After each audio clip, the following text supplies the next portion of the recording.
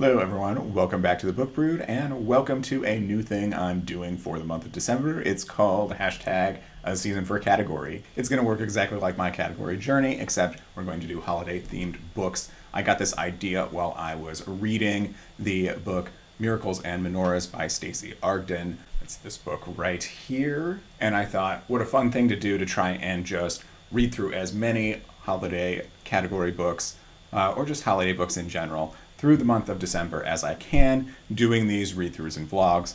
It might be too much because I'm still going to keep trying to do my category journey along with it. So we'll see. We'll just see how it goes. We'll just live it and see what happens.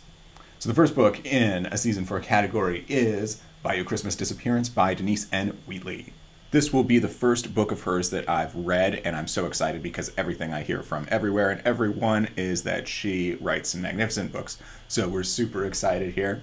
So let's go ahead and get on into it. So chapter 1, we actually start a bit established in the mystery and in the character situation too, which is kind of nice because then it can focus more on the mystery. And this is an intrigue, so it's going to focus more on that. But, I know we're going to love the relationship as well. Mona Avery, and she is an investigative journalist, and she's on TV and things like that. So she's got a bit of celebrity behind her, and she's looking for her college roommate, and it's back in kind of a hometown. It's where they went to college together. It's in this bayou town in Louisiana. Then we have Dylan Reed, who is the local sheriff, and he's not too keen on having Mona around, but he's dealing with it as best as he could so far.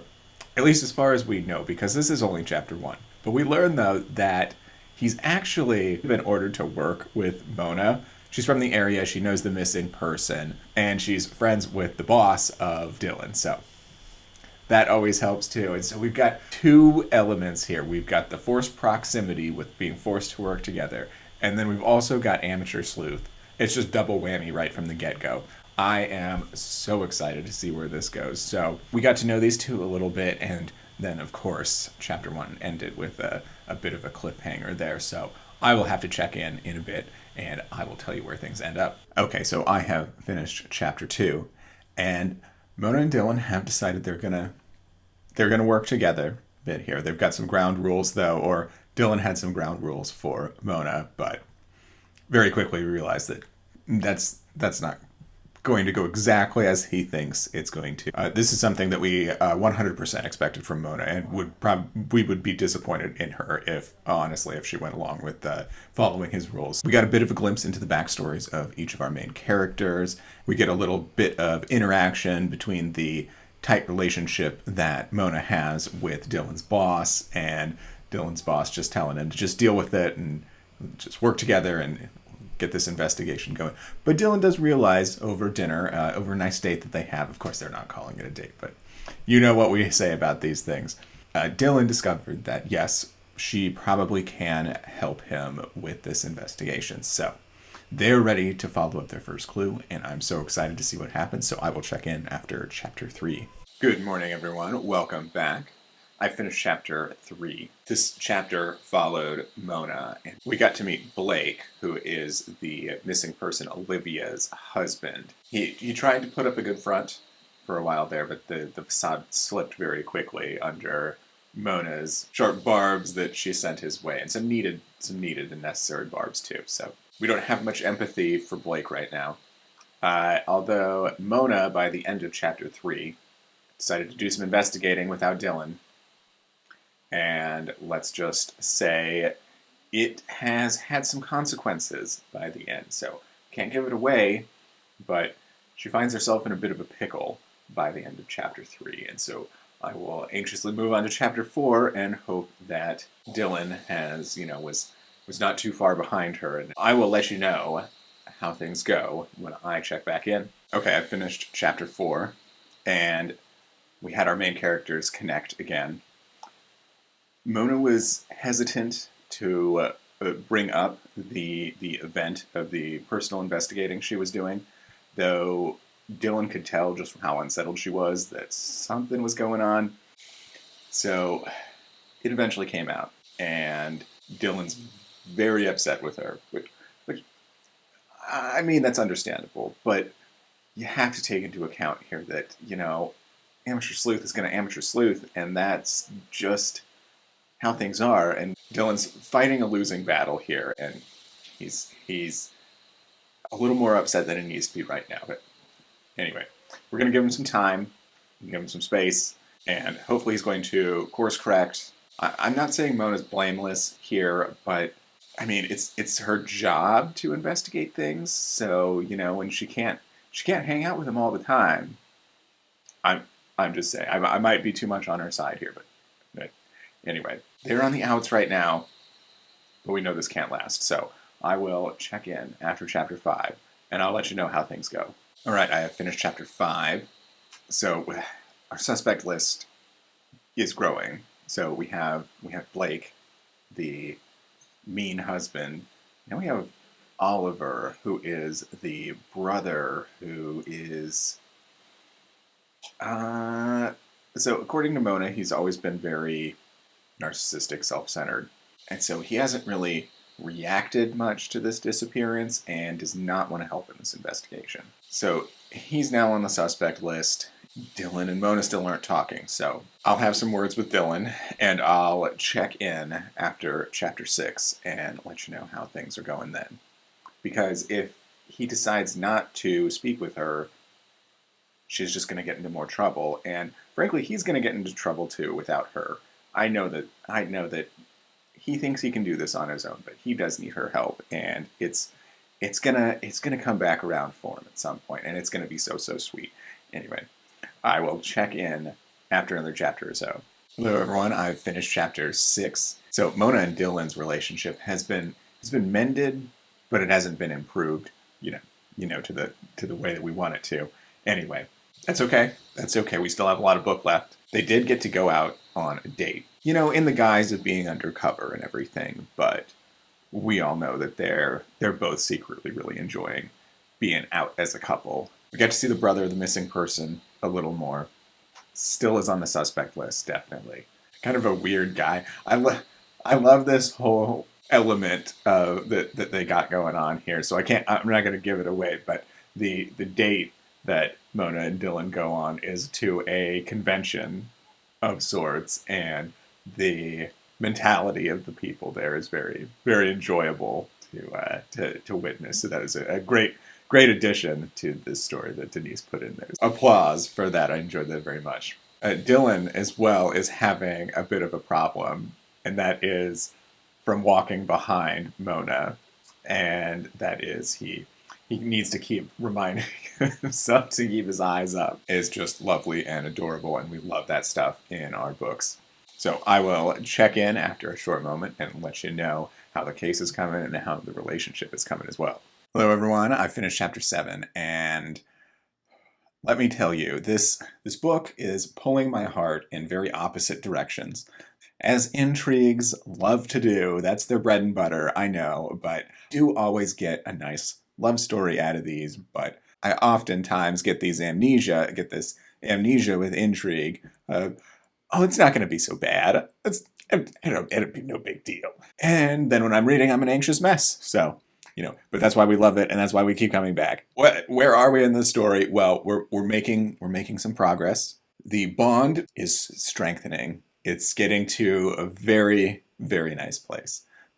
But, like I said, pulling me in two different directions. The mystery part of this is getting darker and darker. And I was thinking of something, too, when a lot of these, at least a lot of the intrigues that I have read have revolved around a murder and solving a murder. And, there's a bad guy out there. But this one, it's a missing person. They don't know. There's that, we don't know what happened to it. And it's a close friend. And it's just, it's a whole different level of tension, and I'm loving it. So that's where I'll leave you for now, and I will check in after chapter 8. All right, everyone, I've finished chapter 8. We're working on the case some more, and we're meeting more people from Olivia's life. Olivia is the missing person, and I just have to observe that there are some people, a lot of people in Olivia's life that don't deserve her. I'll put it that way, or at least it appears that way. I don't want to speak too soon. I know everyone's got their own thing going on, and I've only seen a little bit of the surface of what's happened here. But from the surface view, it looks like it feels that way. It feels that these people don't deserve the kind of person that Olivia is. We got a nice little carrot for chapter 9 at the end there, with having to do with just things going on between Mona and Dylan. So I will very quickly go read chapter 9 because it might be good. Fingers crossed, I'm hoping it's good. Or it's just going to build me into a frustrated mess. Either way, that's why we read these kind of books. So I will check in then. Hello everyone, I'm back and have finished chapter 9. Plan was that Dylan and Mona were going to have a stakeout together. We know how plans go. Things happened. Things got very tense. Things got very dark there for a moment. Mona took a chance, but there's warnings in life against things in general, like aloneness and nighttime, dark spaces. Grown adults can make their own decisions. This one had my heart racing, though. Thankfully, things worked out. Obviously, Dylan should just never leave Mona's side again, is the answer to how we avoid this situation in the future. So I will suggest that to them. Go on to chapter 10 and hope that they heed my advice. Hello, everyone. I've just finished chapter 10. We're halfway through the book. Some intense stuff is happening, and this is a mystery novel, so I'm going to do my best to gush about things, but there's so much I have to keep secret.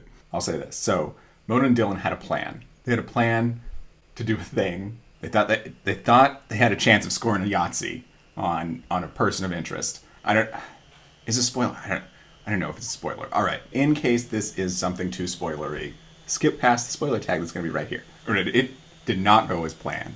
Things blew up like in everyone's faces, and the person of interest came out more on top of things than we wanted to. We're struggling with a lot of like internalized rage and frustration and things like that right now. Here's how we'll put it.